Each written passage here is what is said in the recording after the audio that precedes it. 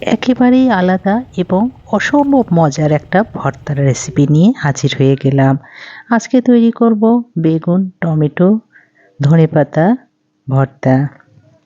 প্রথমে বেগুনটাকে পুড়ে নিব, তারপর একটা প্যানে তেল দিয়ে টমেটো, রসুন, কাঁচামরিচগুলো ভেজে নেব।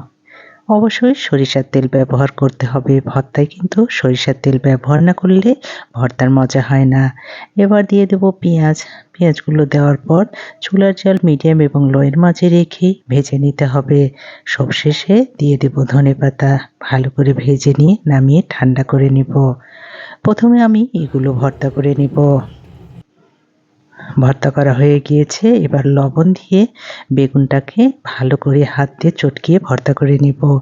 সবগুলো একসঙ্গে মিশিয়ে নিয়ে সরিষার তেল দিয়ে পরিবেশন করব।